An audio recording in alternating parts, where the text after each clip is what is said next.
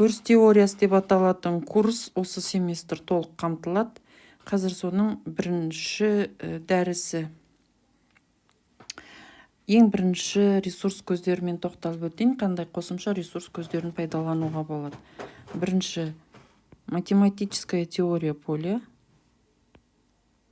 Математическая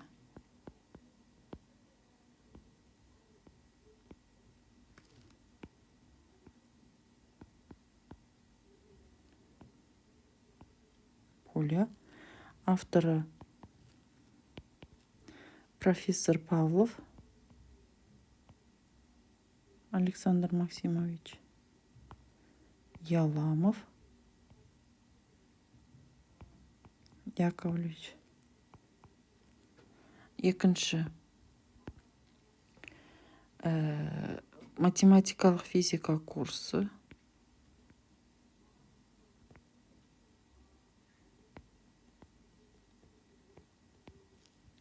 Математикалық физика курсы оқулығы. Осының ішінде математикалық өріс теориясы деп аталады. Авторы Бижігітов.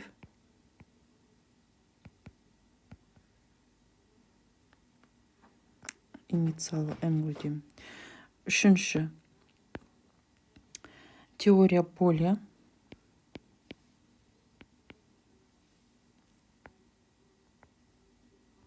Теория поля. Зябловский. Авторы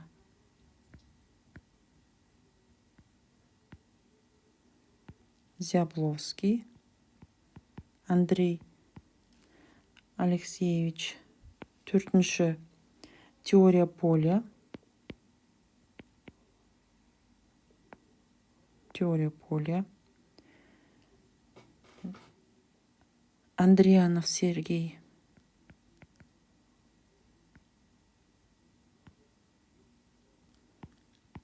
Сергеевич. Бесінші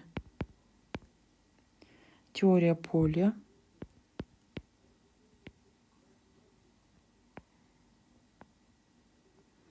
Теория поля.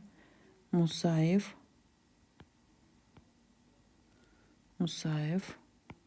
Ет.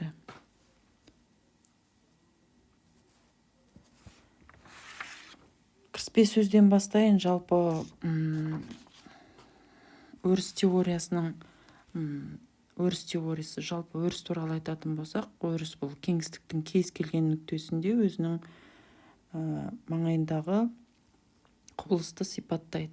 Яғни кеңістіктің кез келген жеріндегі нүктенің маңайында болатын құбылысты өріс деп айтады. Өрістің бірнеше түрлері бар. Осының ішінде біз өрісті үлкен екі топтамаға топтастырып алуымызға болады. Өріс екі топқа топтастыруға болады. Санмен беруге болатын скаляр өріс.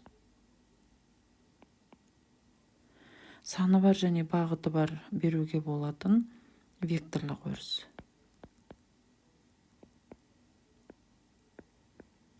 Өрістің үлкен екі топтамасын алуға болады.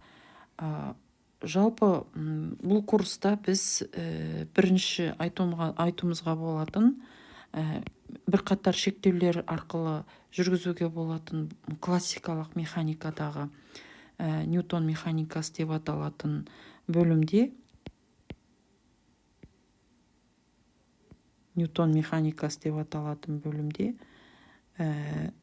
жағы берілген санақ жүйесі деп аталады, енгізілетін, бұған негізделген жағы жаңа ұғымдар қолданылады.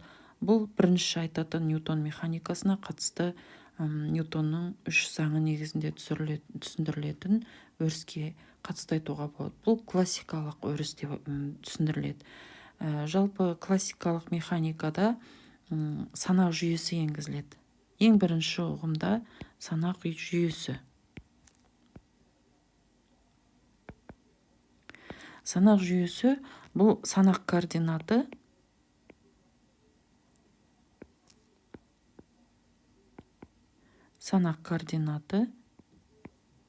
және уақыт. Бұл туралы жалпы физика курсында толық мәлімет алған шығармыз деп ойлаймын. Осының ішінде Ньютон механикасындағы біздің қарастырып өткен инерциялық санақ жүйесі деп айтылады. Яғни қысқаша алғанда инерциялық санақ жүйесі бұл санақ жүйесі қандай санақ жүйе? Яғни егер де денеге, кез келген еркін денеге сырттан басқа күш әсер етпесе, яғни F тең 0 болса, дене өзінің бір қалыпты түзу сызықты қозғалысын сақтайды. Немесе егер де тыныштықта болатын болса, ол өзінің тыныштық күйінде қалады деп айтылған. Әрине бұл салыстырмалы тыныштық, иә. Ньютонның бірінші заңы орындалатын жалпы бірінші заңы бұл идеалдандырған деп қарастырады. Көп жағдайда идеалдандырған.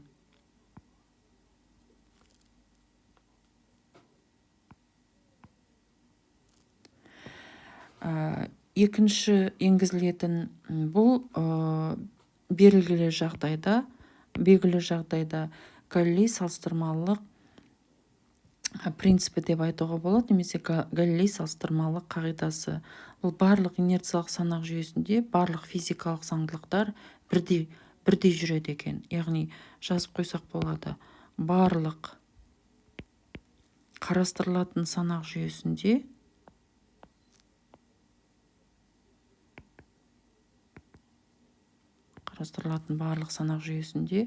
барлық физикалық құбылыстар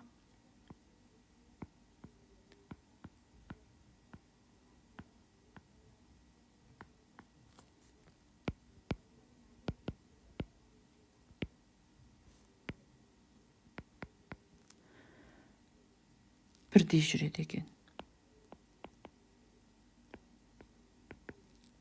Мысал үшін, қандай да бір К жүйесін алатын болсақ, кеңістіктегі қандай да бір К жүйесін алатын болсақ, X, Y, Z.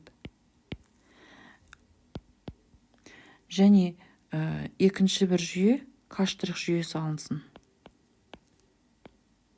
Сәйкесінше X', Y', Z' координаттарымен белгілі уақыт бойында жаңағы біздің алған К' жүйесіне қатысты К жүйесі тұрақты V жылдамдықпен қозғалған болсын. Уақыттың бастапқы мезетінде К жүйе мен К' жүйе сәйкес, яғни бірдей. Яғни жазуымызға болады.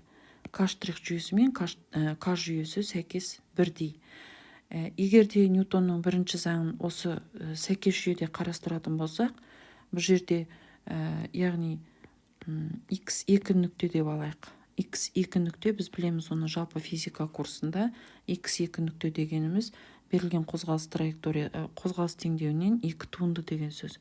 Яғни X2 штрих нүкте бір-біріне тең, яғни екеуде 0 болса, яғни егер екеуінде идеалдандыратын болсақ, онда X2 штрих сәйкесінше өзара бір-біріне тең болады. Егер де бұны интегралдап алатын болсақ, осы берілген жүйеде жылдамдық үшін теңдеуді алатын боламыз. Яғни берілген жүйеде біз алуымызға болады. Яғни мына жерде жазып алсам X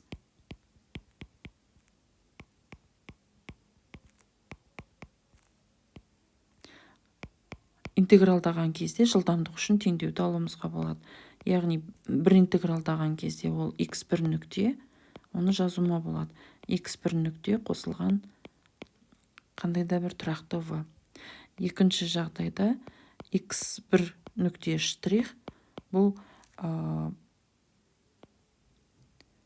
X1 нүкте штрих қосылған VT деп алуымызға болады.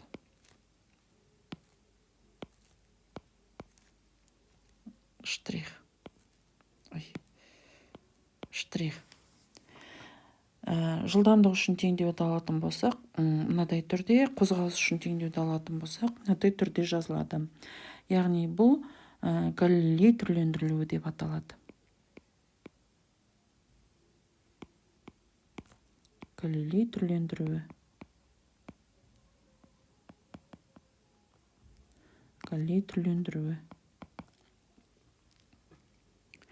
Егерде біз берілген галлий түрлендіруін кез келген үш өлшемді координатқа жазуға болатынын айтуымызға болады. Егерде біз осы берілген теңдеуді қазіргі жағдайда тек x үшін ғана жазып тұрсақ, онда оны кез келген санақ координатына қатысты, яғни y-ға, z-ға қатысты жазып алуымызға болады.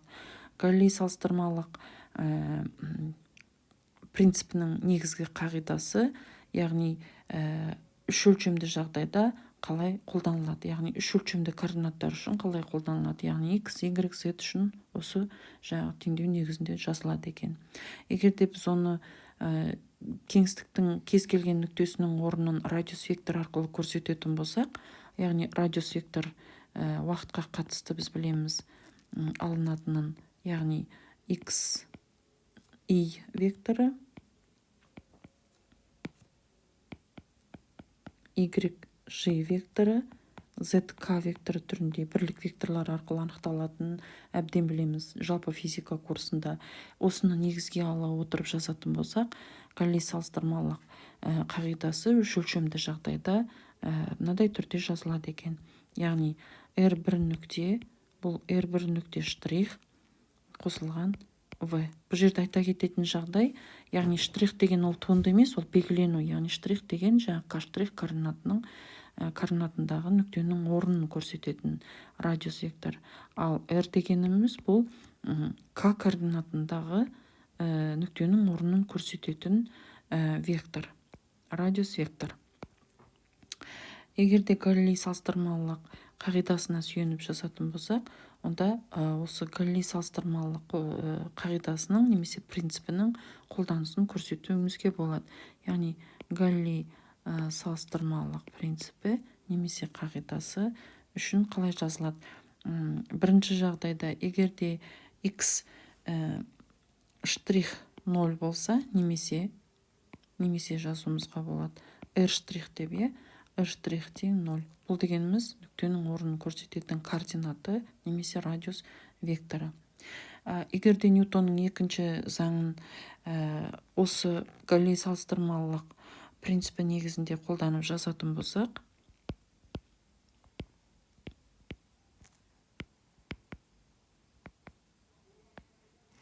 онда мен k жүйесі үшін жазалам. Яғни k жүйесі үшін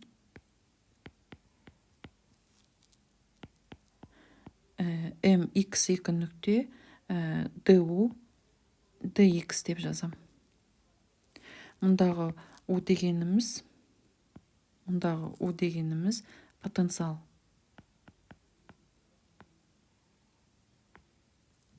Ал du dx дегеніміз дербес туынды болып тұр. du dx дегеніміз бұл потенциалды күш, денеге әсер ететін потенциалды күш.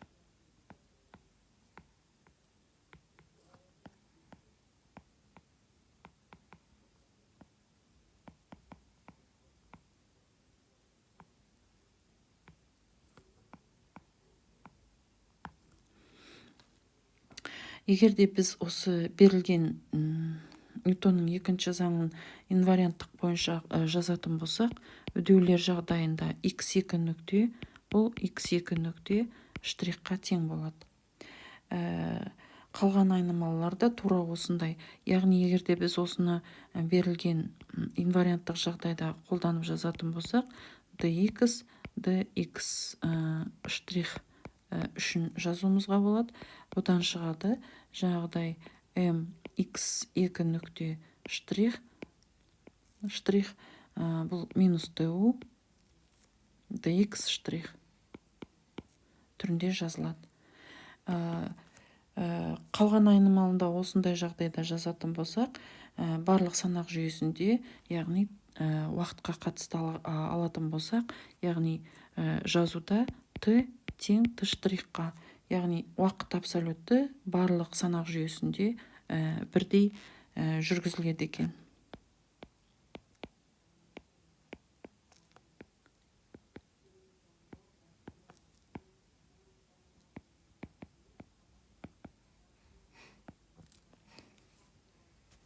Осы туралы қысқаша кішкене тарихи мәлімет айта кетейін. 19 ғасырдың аяғы, 20 ғасырдың басында бұл жаңағы берілген т штрихқа тең екендігі жарық жылдамдығының барлық санақ жүйесінде бірдей болатындығы эксперименттік жүзде анықталған. Яғни в жылдамдық шамасы барлық жағдайда барлық санақ жүйесінде бірдей екені анықталған. Бұл Ньютон механикасында жалпы жұмыс істемейді. Бұл постулатты арнайы салыстырмалық теориясында барлық жүйеде бірдей болатындығы, яғни арнайы салыстырмалық теориясында қолданыс табады, түсіндіріледі. Немесе яғни с тең болады 3 көбейтілген 8 дәрежесі метр бөлінген секунд деп анықталады. Барлық жүйеде бірдей.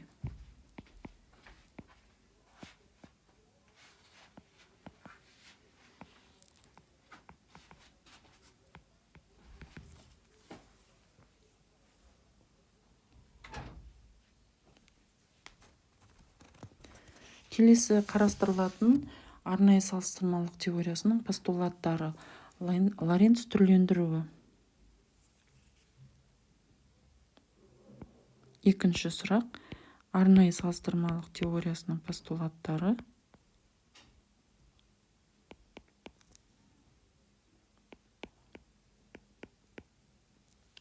Лоренц түрлендіруі.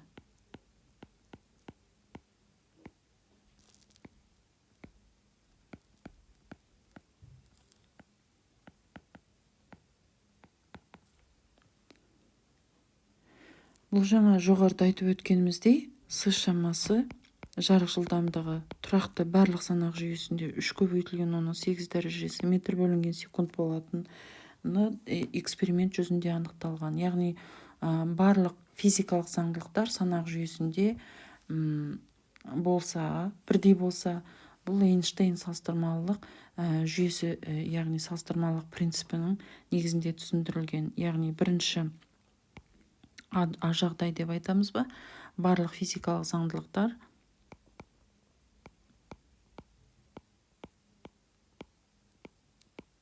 немесе құбылыстар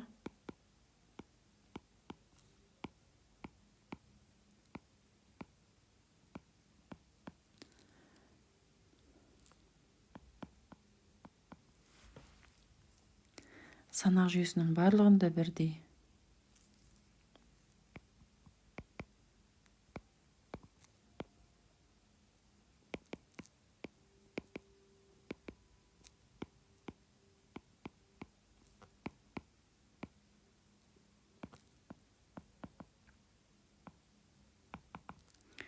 Бұны Эйнштейн салыстырмалы принципі деп қарастырамыз.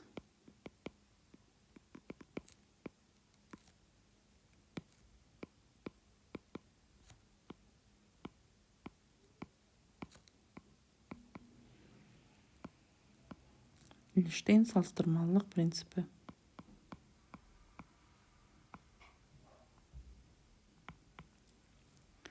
Екінші бір жағдай дейміз. Яғни бұл жарық жылдамдығы тұрақты.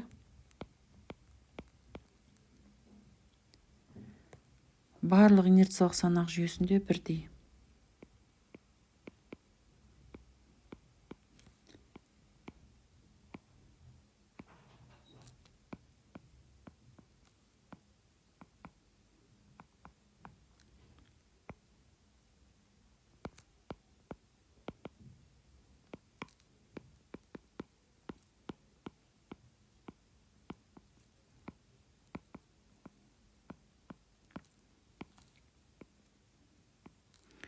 Барлық инерциялық санақ жүйесінде бірдей.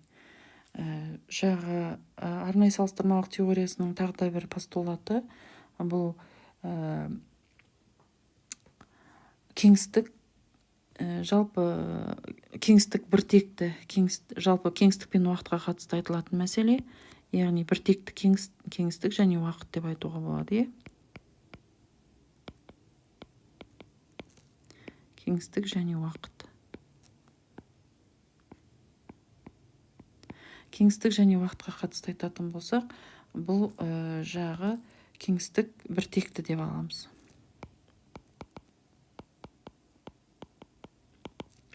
және уақыт үздіксіз деп аламыз.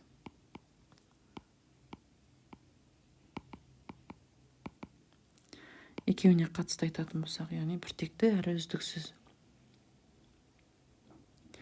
Бұның жалпы кеңістіктің кез келген нүктесінде ерекшеленген бір нүктені алып немесе ерекшеленген бір бағытты алып қарастыру мүмкін емес.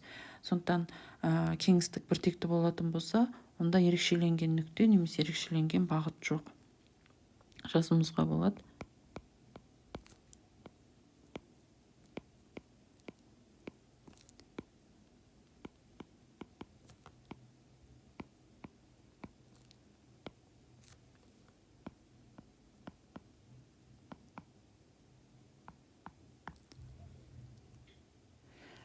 Кеңістікті біз біртекті және ерекшеленген нүкте, бұл кеңістікте немесе ерекшеленген бағыт жоқ деп қарастыратын болсақ, кеңістікті изотропты деп қарастырған кезде, мысалы сфералық жарық фронтын қарастырайық, сфералық санақ координатын жүйесін немесе сфералық санақ жүйесін қарастыратын болсақ, бұл жерде біз жаңағы алып отырған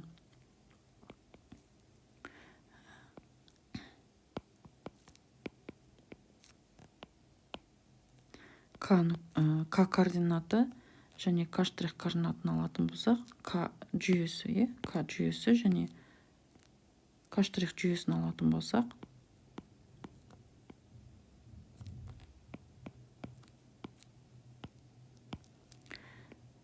К штрих жүйесіне қатысты К жүйесі v жылдамдықпен қозғалатын болса, мысалы бұл жерде біз жарық фронтын қолданайық. Жарық фронтын қолданатын болсақ, К штрих жүйесінде де жарық фронты тура сондай. Яғни уақыттың бастапқы мезетінде К және К штрих болып жатқан жарықтың таралуы бәрінде сәйкес бірдей болады екен. Осыған тағы да бір мысал ретінде электромагниттік толқынды қарастырайық.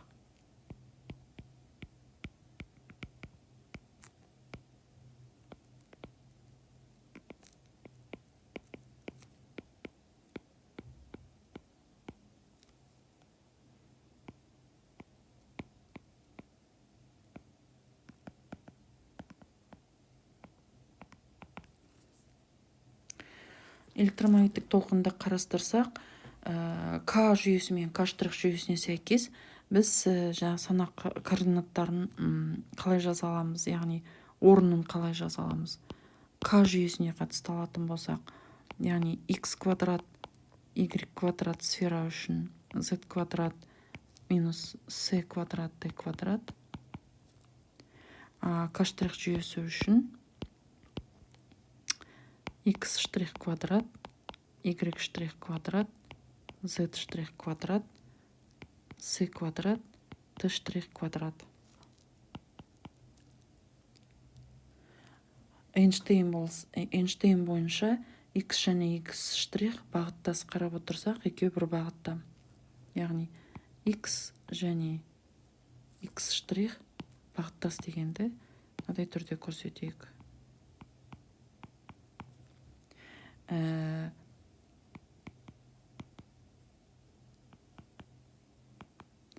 Эйнштейн бойынша ал y және y штрих түрлендіруін жасатын болсақ, жалпы сызықтық түрлендірулерін жасатын болсақ,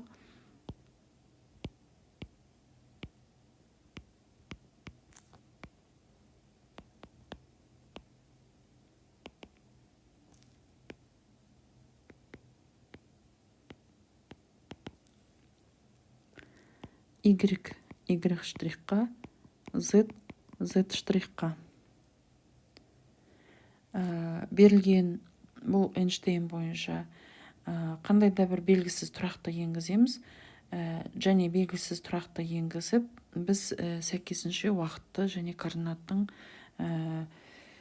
өзгерісін жасайық. Мысалы, к штрихқа қатысты x штрихты жазатын болсақ, x штрих қандай да бір гамма көбейтілген x алынған vt, т штрих осында болып жатқан оқиғаға қатысты at қосылған bx. Мұндағы гамма белгісіз тұрақты болсын.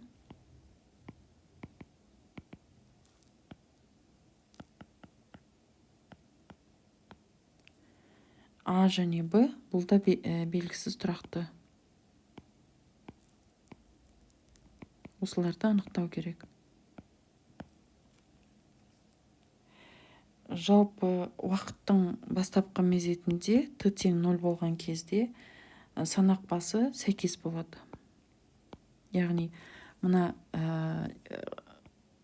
қозғалыстағы жүйе мен қозғалмайтын жүйедегі санақ координаттары бір-біріне сәйкес келетін болады. Сонда т тең 0 болатын болса, онда санақ бастары сәйкес келеді де, өрнек қандай түрде жазылады?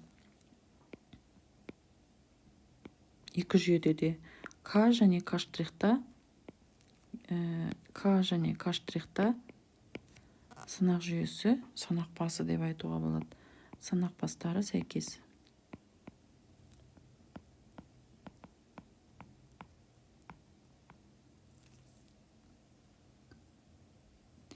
Олай болса біз жазуымызға болады. Мұндай жағдайда x штрихқа, y штрихқа, z штрихқа сәйкес болады.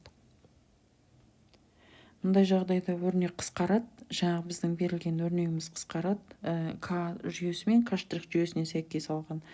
Енді әкеліп теңдікті жазатын болсақ, онда теңдік мынадай түрде көреміз. Яғни берілген теңдік x квадрат минус c квадрат t квадрат. Біздің жазып отырғанына өрнек. Яғни жазып отырғанына өрнек. Осыған қатысты x квадрат минус c квадрат t квадрат. Ол бізде мынадай түрде жазылады.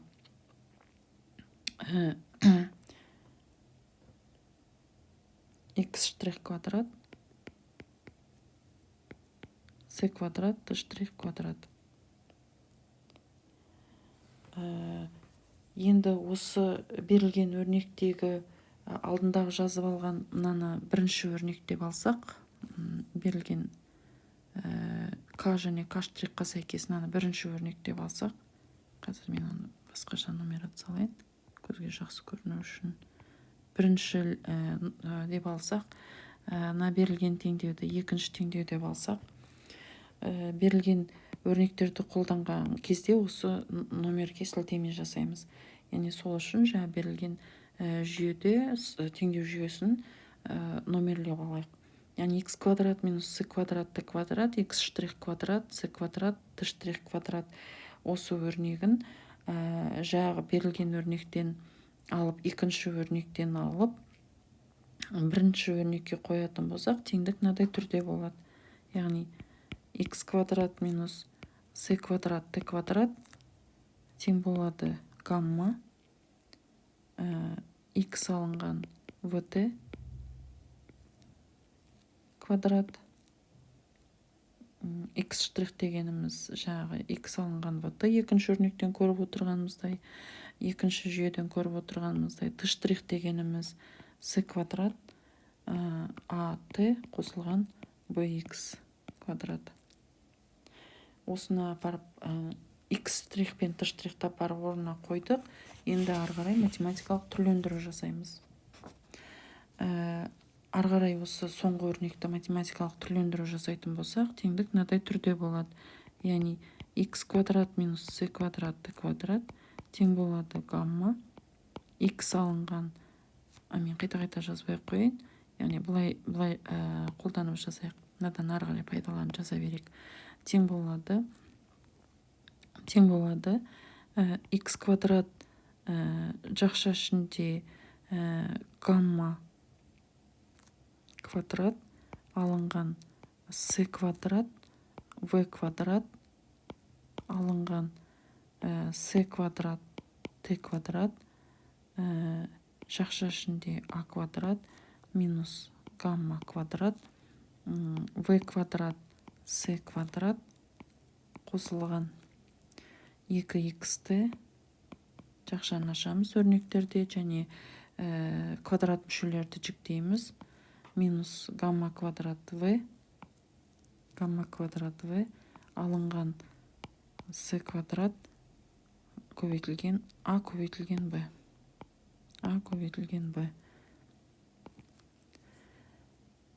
Бұл жердегі біздің a, b және бетта дегендеріміз белгісіз тұрақтылар.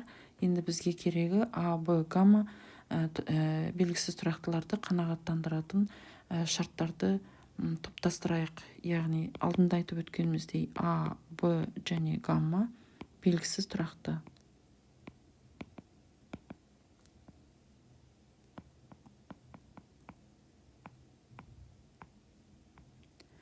Енді осы белгісіз тұрақтыларды қанағаттандыратын шартқа келетін болсақ, сәйкес келу шартын жасайық. Яғни олай болса осы топтастыру бойынша сәйкес келетін шарттары.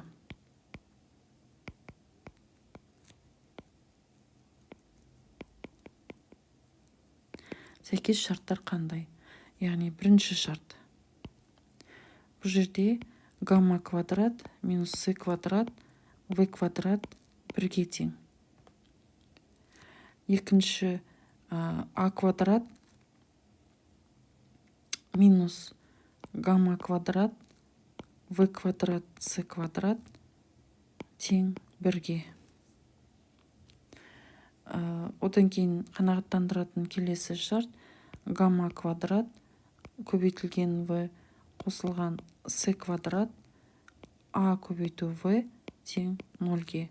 Бұл үшеуі жағы a, b, гаммаға қатысты сәйкес шарттар. Тұрақты a, b, гаммаға қатысты сәйкес шарттар. Енді осыларды шешейік. Егерде біз осыла теңдіктерді шешетін болсақ, бірінші теңдіктен шығарып алатын болсақ, b квадратты тауып алайық. b квадрат дегеніміз гамма квадрат минус 1 бөлінген с квадрат. Екінші теңдіктен шығатынына a квадрат тең болады 1 қосылған гамма квадрат v квадрат с квадрат. Үшінші теңдіктен шығатыны гамманың мына жерде орнына қойған кезде a квадрат b квадратты апарып соңғы теңдікке қойған кезде осы жердегі a квадрат пен b квадратты апарып мына жерге апарып қоятын болсақ, онда бізде үшінші теңдік мынадай түрге көшеді. Гамманың 4 дәрежесі v-ның квадраты с-ның 4 дәрежесі 1 қосылған гамманың 2 дәрежесі v-ның квадраты және с-ның квадраты. Көріп отырғанымыздай, үш теңдіктен үш бір қанағаттандыратын шартты жазып алдық. Енді жағы гамма квадрат минус 1 бөлінген с квадрат дегеніміз бірінші теңдікте бұл v квадратқа тең болды. Яғни апарып одан ары қарай түрлендіреміз. Сонда жерде гамма квадрат орнына қоямыз. Ағына апарып қоятын болсақ, гамма квадрат минус 1 бөлінген с квадрат. Бұл бізде апарып қоятын болсақ, с квадрат гамма квадрат, с квадрат гамма квадрат, алынған с квадрат, қосылған гамманың 4 дәрежесі v квадрат,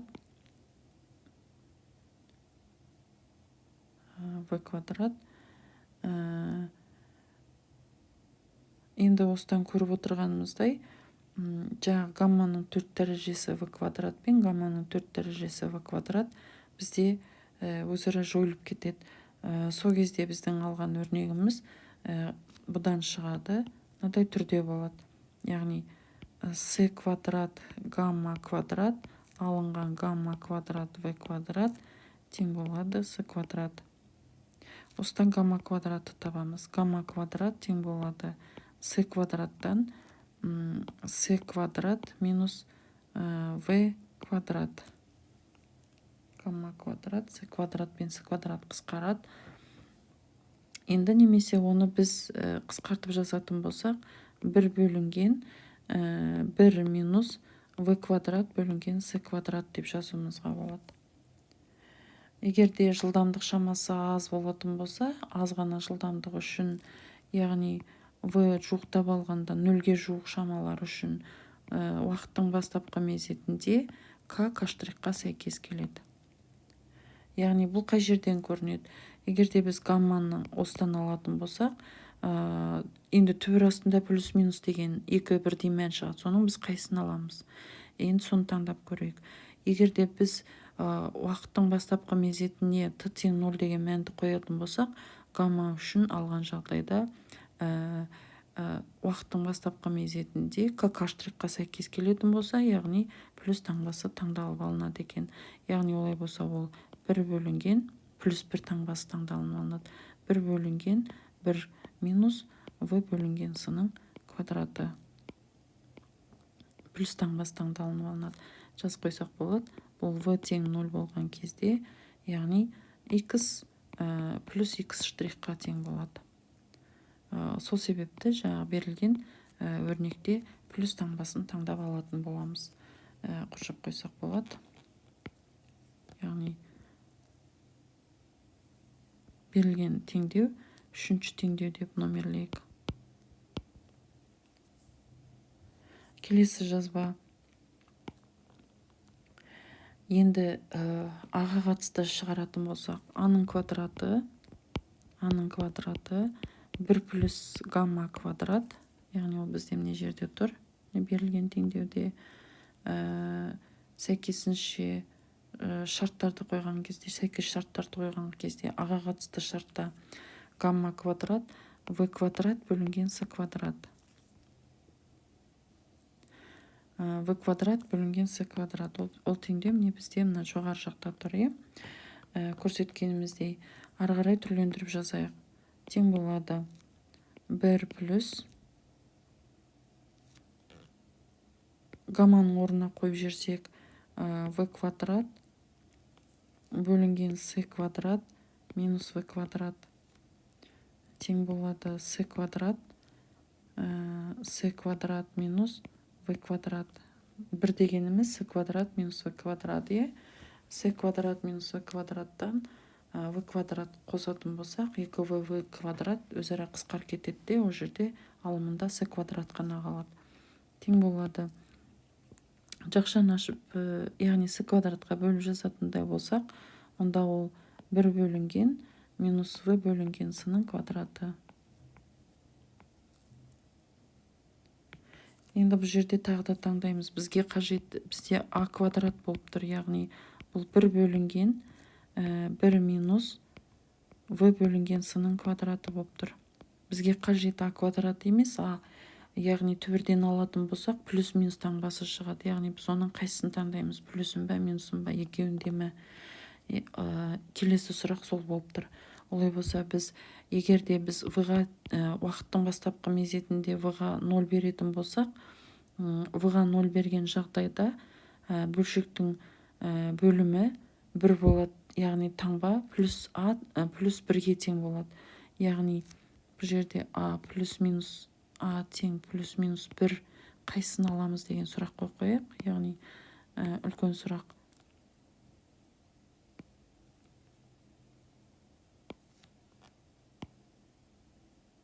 Яғни үлкен сұрақ қойып.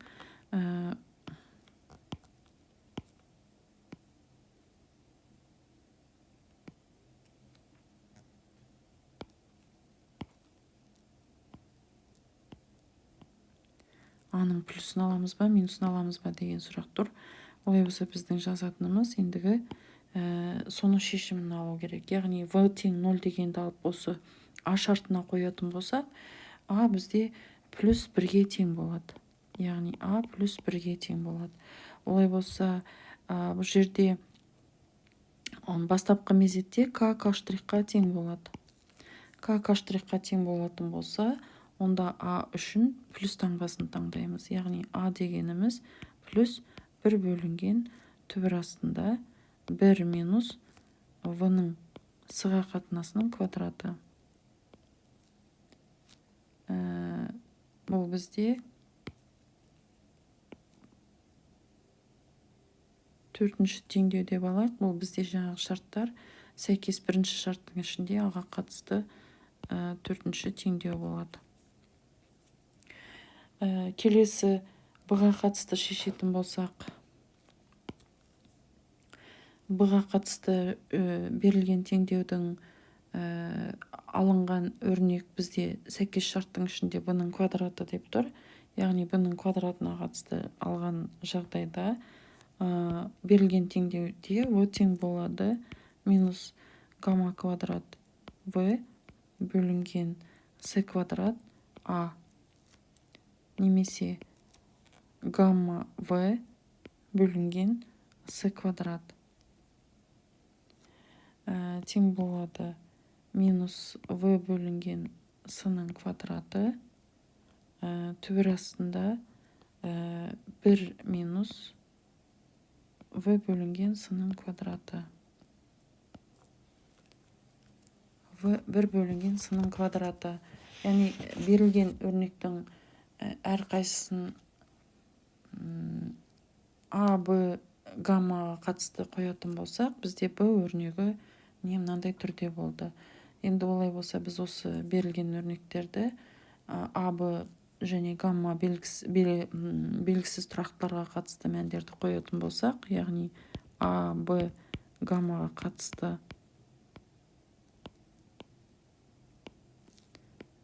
қойсақ, онда біздің бастабында қойып алған мақсатымыз x штрих және t штрих болған. Яғни x штрих үшін берілген теңдеу бізде мынадай түрде берілген. Бастапқы екінші теңдеуге қайта ораламыз. Екінші теңдеуде гамма а, б деген белгісіз тұрақтылар болған.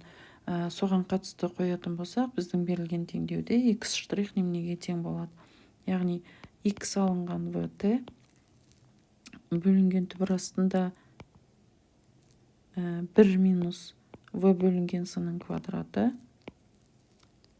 Т-ға қатысты алатын болсақ, т штрихқа қатысты алатын болсақ, т штрих бұл бізде т алынған x көбейтілген в бөлінген с-ның квадраты бөлінген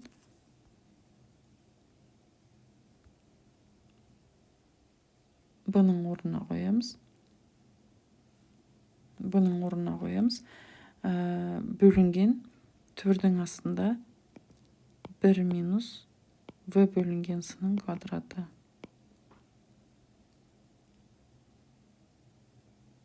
В бөлінген с-ның квадраты. Енді гаммаға қатысты алатын болсақ, берілген осы екі бұл теңдеу жаңағы Лоренц түрлендіруі деп айтылады.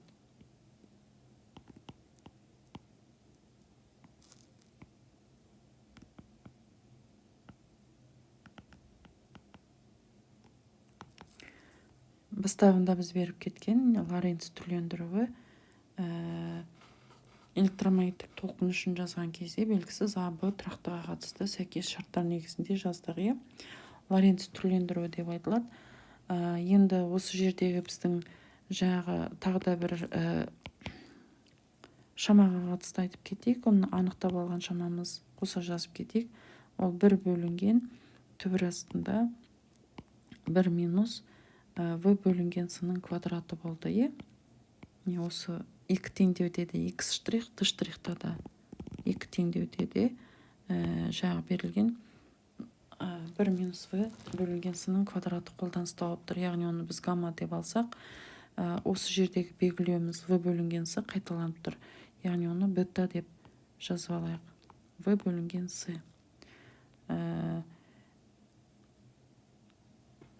Яғни Лоренц түрлендіруінің жағы факторлары, яғни б Лоренц түрлендіруінің факторы деп аталады.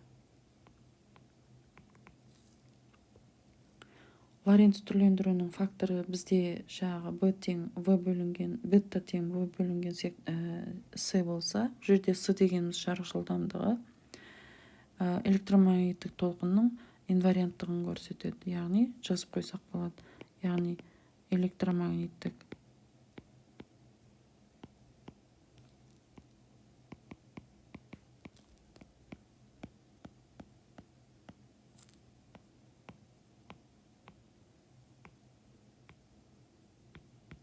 инвариантты, электромагниттік толқын инвариантты. Енді Лоренц түрлендіруін матрица түрінде жазайық.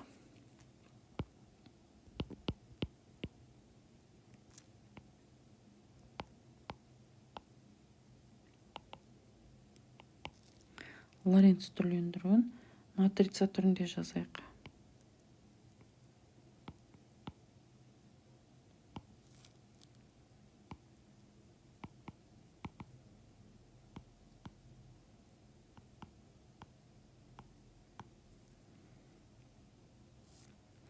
Онда СТ штрих,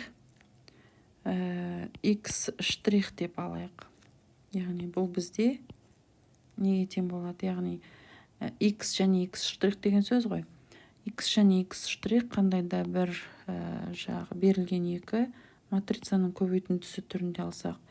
X штрих бұл ST және X деп жазылады, көбейтіндісі түрінде жазатын болсақ. Енді мынаны көрейік. Мынаған сәйкес келетін жаңағы X және X штрих, T және T штрих деген екеуінің арасында не тұр? Яғни екеуінің арасында көріп тұрғанымыздай төртінші теңдікте және бесінші теңдікте гамма минус бета гамма екеуінде де бірдей минус бета гамма гамма. Яғни егер де мынаны берілген бірінші матрицаны алатын болсақ, бірінші матрицаны біз лямбда деп белгілеп алайық. Бұл Лоренц түрлендіруінің матрицасы деп аталады.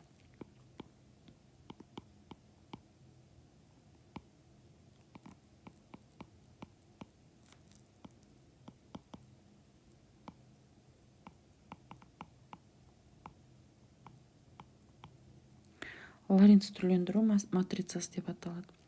Енді бұның қасиетіне тоқталатын болсақ.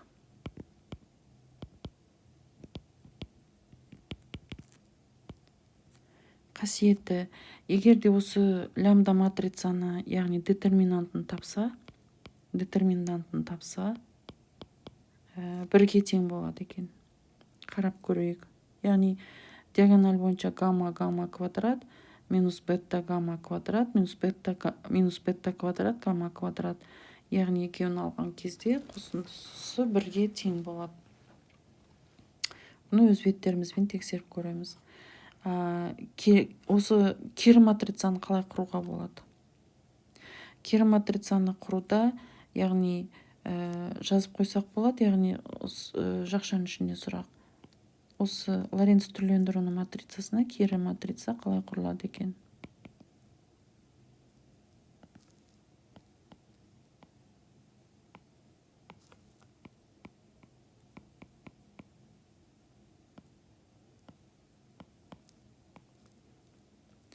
Кері матрица қалай құруға болады?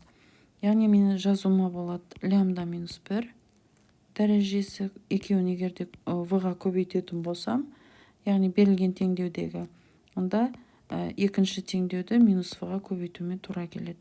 Сонда кері матрица шығады. Яғни онда гамма бета гамма, гамма бета гамма, бета гамма және гамма.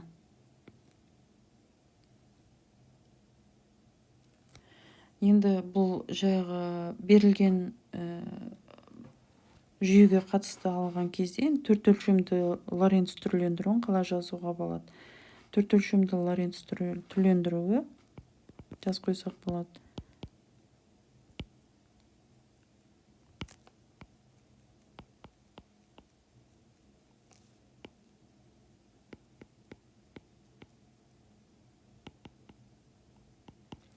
Төрт өлшемді Лоренц түрлендіруі қалай жазылады?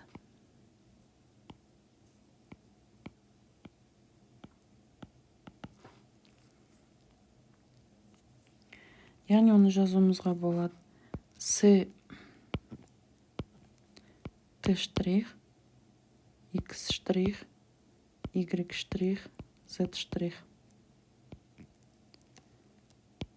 Қандай да бір матрица көбейтілген с т x y z.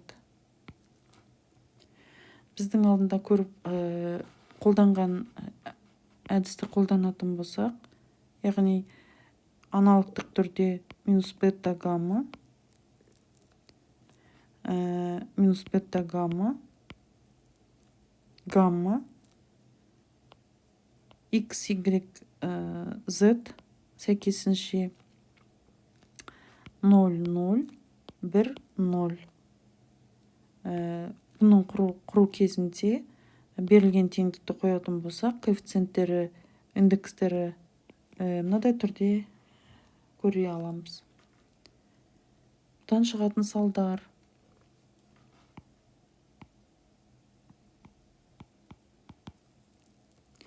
Бірінші, L-дің қысқаруы байқалады, ұзындық қысқаруы. Екінші, уақыттың баяулауы.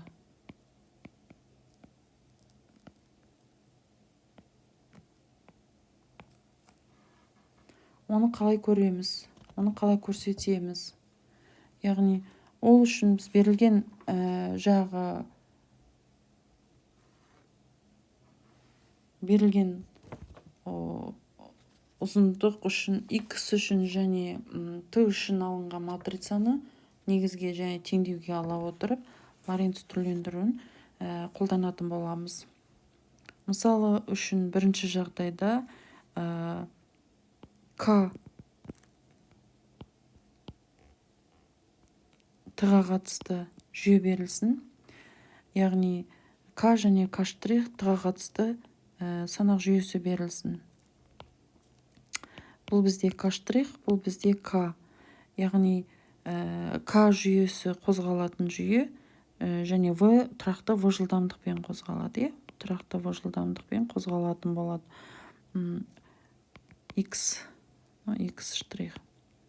X және t-ға қатысты. T-ға қатысты t және t штрих. T және t штрих.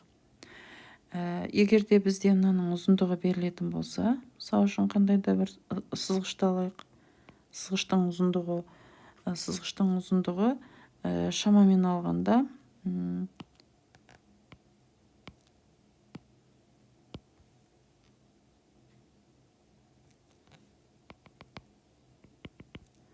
алғашқы ұзындығын x1, алғашқы координатын, соңғы координатын x2 деп алайық. К және К штрихқа қатысты тыныш тұрған қозғалған.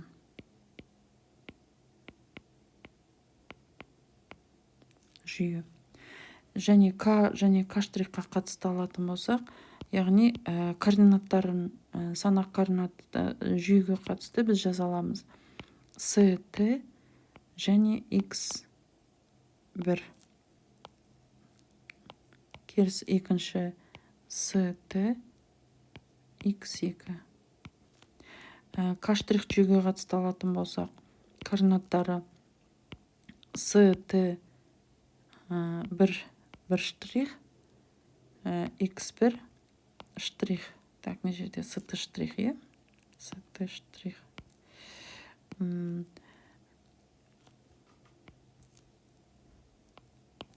Екіншіге қатысты алатын болсақ, ST2 және X2 штрих. X1 осылардың сәйкесінше X1 және X2 штрих, X1 штрих, X2 штрих сәйкесінше жазып аламыз. Яғни X1 штрих. Бұл X1 алынған VT, яғни бір-бірінен алатын болсақ, X алынған X0, Y алынған Y0 деген сияқты. 1 минус V бөлінген S квадрат. Ал x2 штрих бұл бізде x2 алынған vt сәйкесінше аналықтық түрде 1 минус v бөлінген c квадрат. Енді берілген жағы теңдеуден екеуін бір-бірінен шегеретін болсақ, теңдік мынадай түрде көшеді. Яғни x2 штрих алынған x1 екеуін бір-бірінен шегеретін болсақ, бұл тең болады. Бөлшектің бөлімі екеуінде ортақ. 1 минус v бөлінген с-ның квадраты түбірдің астында ортақ бөлімі біреу. Алымдары vt екеуінде қысқарып кетеді өзара шегеретін жағдайда. Сонда алымында мынау қалады. x1 алынған x2. Белгілеу енгіземіз. x2 алынған x1 штрих дегенді L0 деп алайық. Мынаны L0 деп алайық. Ал мынаны L деп алайық. Мынаны L деп алайық. Сонда теңдеу бізде мынадай түрде болады. L0 тең болады. Біз әдеттегідей білеміз, бір бөлінген түбір астында v бөлінген с-ның квадраты, бұл гамма екен. Ой болса L0 тең болады гамма көбейтілген L деп жазам. Бұл үлкен L-ден. Егер де осыдан L-ді табатын болсақ, L-ді өрнектеп жазатын болсақ, бұл L0 бөлінген гамма. Бұл кіші L0-дан. Екінші уақытқа сәйкес жазатын болсақ, яғни бұған қатысты мен осы өрнекті жерге жазайын. Орын болатындай. Яғни бұдан екінші жағдайда көретініміз, яғни L тең болады L0 бөлінген гамма. Бұл кіші L0-дан. Екінші уақытқа қатысты көрейік. Яғни уақыт баяулау эффектісі қалай байқалады екен. Жаз қойық.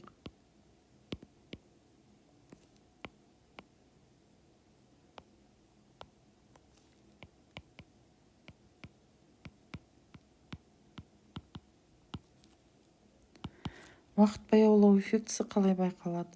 Тағы да әдеттегідей біз жағы К және К штрих жүйесін алайық.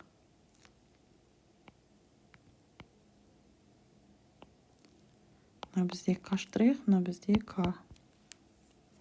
К қатысты v жылдамдықпен қозғалатын болса, К штрих нүктесіндегі, К штрихта координатындағы қандай да бір нүктені таңдап аламыз. Сол кезде уақиға жағы нүктеге қатысты уақиға қалай жазылады? Яғни К штрих координат санақ жүйесінде С1 штрих X штрих С2 штрих X штрих. Ал К жүйесінде, К санақ жүйесінде С1 X1 С2 X2. Аналогтық түрде жоғарыда қолданған әдісті бұнда да қолданамыз. Сол жерде Т1 үшін жазатын болсақ, берілген теңдеуді бірінші жазып алайық. Яғни Т1 тең болады. Бұл Т1 штрих қосылған X штрих V бөлінген С квадрат. Бөлінген түбір астында 1 минус V бөлінген С-ның квадраты.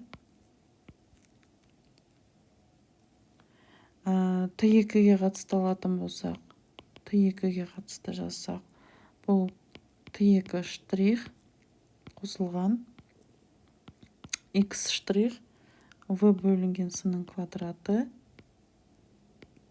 Түбір астында 1 минус V бөлінген С-ның квадраты. Енді Т2-ден Т1-ді алып, бөлшектің бөлімі екеуінде ортақ мүшесі бірдей, ортақ мүшесін шығарып алымдарын бір-бірінен шегереміз. Сонда x штрих v бөлінген с квадрат деген екеуінде бірдей, бір-бірінен алған кезде жойылып кетеді. Бөлшектің алымында t2 штрих пен t1 штрих айырмасы қалады. Сонда теңдіктің жазбасын біз былай жазып алайық.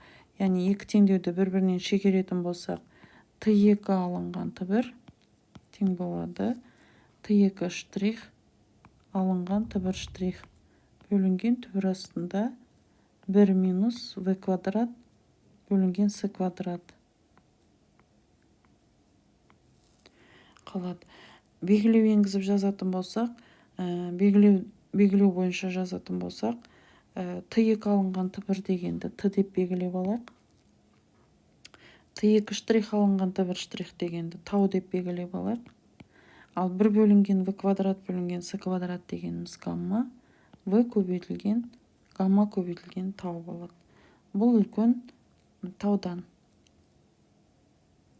Егер осыдан біз тауды табатын болсақ, онда тау бізде немнеге тең болады. Яғни бұл жағдайда тау бұл т бөлінген гаммаға тең болады. А бұл кіші т-дан үнемі.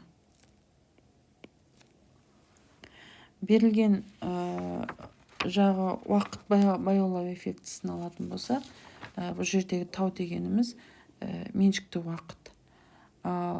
Қандай жағдайда бұл байқалады? Эксперимент жүзінде бұл анықталған, тағы да көруімізге болады. Яғни тау меншікті уақыт жағы миондардың ыдырау уақыты оның минус 13 дәрежесі секундқа дейін жеткен екен қозғалыстағы жүйеде. Ал оның жағы тау тыныштық жүйесіндегі қозғалысы әлдеқайда өзгеше болғаны байқалған.